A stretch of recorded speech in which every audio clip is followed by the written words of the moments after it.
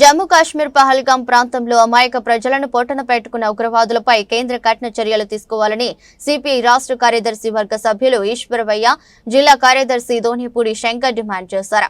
ఈ ఘటనతో ప్రపంచ వ్యాప్తంగా చర్చ జరగాలని, దేశంలో శాంతి కొరకు చేపట్టవలసిన చర్యలపై సమాలోచనలు చేయాల్సిన అవసరం ఉందన్నారు.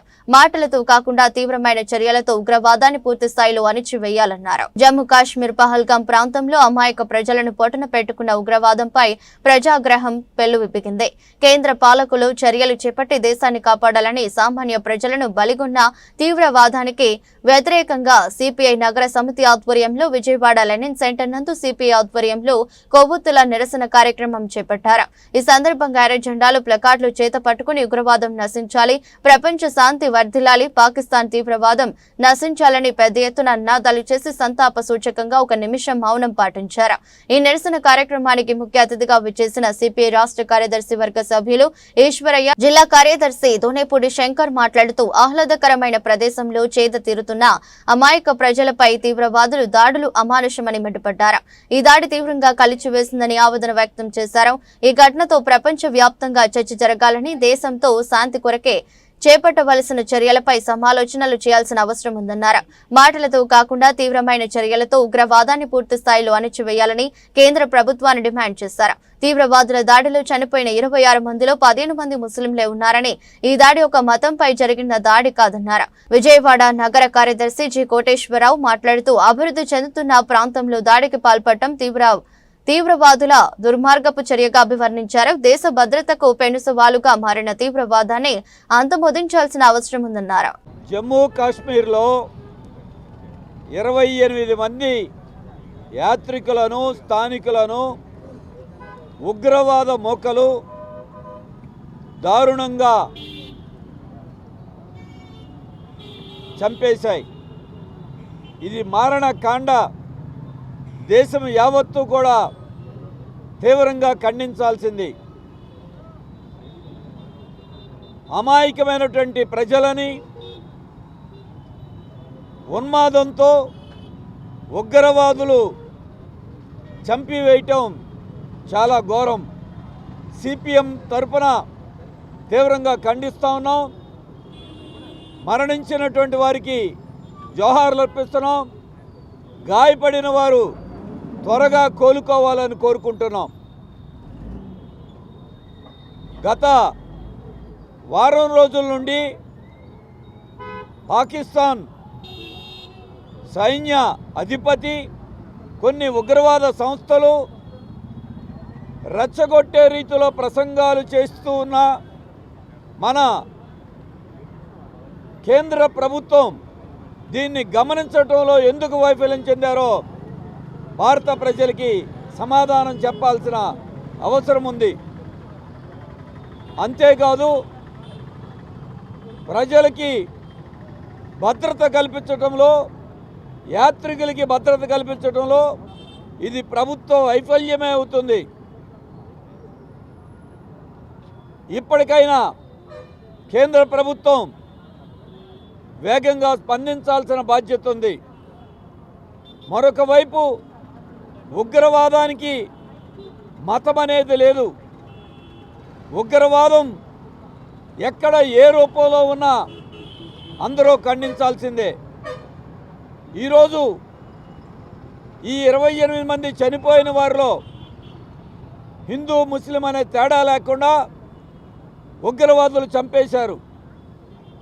స్థానికంగా ఉన్నటువంటి ఒక ముస్లిం యువకుడు ఉగ్రవాదుల నుంచి తుపాకులు లాక్కుని అక్కడున్న యాత్రికులను రక్షించడానికి ప్రయత్నం చేస్తే అతన్ని కూడా కాల్చి చంపారు ఉగ్రవాదులు. అంటే ఉగ్రవాదం మతంతో సంబంధం లేదు. అయితే ఇటువంటి దురదృష్టకరమైన ఘోరమైన ఘటనల్ని రాజకీయం కోసమో, ఓట్ల కోసమో వాడుకునే ప్రయత్నాలు ఎవరు చేసినా ఇది క్షంతవ్యం కాదు. ప్రతిసారి మనం చూస్తూ ఉన్నాం. ఇటువంటి ఘటనలను ఆసరాగా చేసుకుని కేంద్రంలో ఉన్న పెద్దలు రాజకీయ లబ్ధి కోసం వాడుకుంటున్నారు. ఎక్కడో ఎవరో చేస్తే మతాల మధ్య చిచ్చు పెట్టే రీతిలో కొంతమంది దుష్ప్రచారం చేస్తున్నారు. ఉగ్రవాదులు అనేవారు ఏ రూపంలో ఉన్నా దీన్ని దేశంలో ఉన్న అందరూ మత సామరస్యంతో ఎదుర్కోవాలి. ఉగ్రవాదాన్ని తిప్పికొట్టాల్సినటువంటి బాధ్యత ఉంది. అందుకే మతాలకు అతీతంగా భారతీయులందరూ కూడా కలిసి ఈ ఉగ్రవాదాన్ని మీద పోరాటం చేయాలి. కేంద్ర ప్రభుత్వం ఈ భద్రతా వైఫల్యాలకి ఈరోజు ప్రజలకి సమాధానం చెప్పాలి. మేము ఉగ్రవాదాన్ని అరికట్టాం, ఇక దేశంలో జమ్మూ కాశ్మీర్లో శాంతి భద్రతలు తీసుకొచ్చామని గొప్పగా చెప్తున్నారు. పుల్వామా మొదలుకొని ఈరోజు జరిగిన కాశ్మీర్లో దుర్ఘటనల వరకు వీటన్నిటికీ కూడా కేంద్ర ప్రభుత్వం ఘటనలు జరిగిన తర్వాత స్పందించడం కాదు, వీటిల్ని ప్రజల ప్రాణాలని ఎందుకు కాపాడలేకపోతున్నారు దానికి సంజాయిషి చెప్పాలి. ఉగ్రవాదాన్ని ఐక్యతతో ఎదుర్కొన్నాం, తిప్పికొడదాం. సిపిఎం ఈ ఉగ్రవాద దాడుల్ని తీవ్రంగా ఖండిస్తూ మత సామరస్యాన్ని కాపాడటం కోసం, దేశ ఐక్యతని కాపాడటం కోసం అందరూ ఉమ్మడిగా నడుంబిగిద్దామని సిపిఎంగా మేము విజ్ఞప్తి చేస్తూ ఉన్నాం. దీనికి బలైపోయినటువంటిది 28 మంది. ఈ ముష్కరులు చేసినటువంటి దాడిలో హిందూ ముస్లిం అని చెప్పనేటువంటి వ్యత్యాసంలే, హిందువులు చనిపోయారు, ముస్లింలు చనిపోయారు.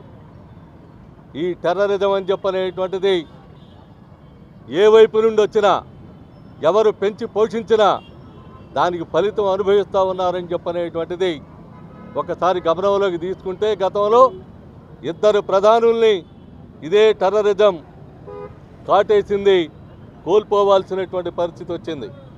అందుకని ప్రభుత్వాల్లో ఎవరున్నా, కేంద్రంలో ఎవరున్నా ఇటువంటి ఉగ్రవాద చర్యల్ని నిశితంగా పరిశీలించాలి.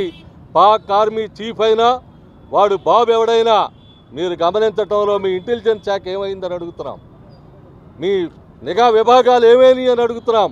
దీని ప్రభావమే ఈరోజు 28 మందిని పట్టణ పెట్టుకునేటువంటి దానికి కారణమైనటువంటి మీరు దీన్ని ఇంకోవైపు తిప్పడానికో, ఇంకోవైపు ప్రయత్నం వేసేదానికో ప్రయత్నం చేస్తే ప్రజలు అమాయకులు కారు గమనిస్తూ ఉన్నారని చెప్పనేది కేంద్రంలో ఉన్నటువంటి నాయకత్వం గమనించాల్సినటువంటి అవసరం ఉంది, కేంద్ర ప్రభుత్వంలో ఉన్నోళ్ళు. అందుకనే ఖచ్చితంగా ఇది ఎవరు చేసినా, ఈ ముష్కర మోకలు చేసినటువంటి హత్యాకాండని ప్రతి ఒక్కరూ కూడా ఖండించాలి.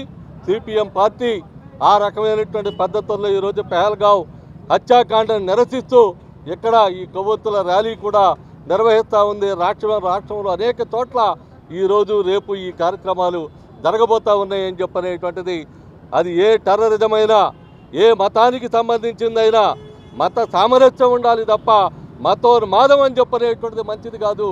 అది ఎవరి వైపు నుండి వచ్చినా, ఎవరు చేసినా, అది మెజారిటీ అయినా మైనారిటీ అయినా ఎవరు చేసినా తప్పు తప్పే. అందుకని ముష్కర మోకల్ని సమాజం నుండి వెలివేసేదానికి అందరూ మత సామరస్యపూర్వకంగా ప్రయత్నం చేయాలి, చిత్తశుద్ధితో కృషి చేయాలి. అది కేంద్రంలో ఉన్నటువంటి ప్రభుత్వ బాధ్యత. అంతేగాని బొగ్గులేరుకుందామని చెప్పనేటువంటి రాజకీయాలు చేయటానికి ప్రయత్నం చేయటం ఎంత మాత్రం క్షంతవ్యం కాదని చెప్పి కేంద్ర బీజేపీ ప్రభుత్వానికి ఈ సందర్భంగా విజ్ఞప్తి చేస్తూ ఉన్నాం.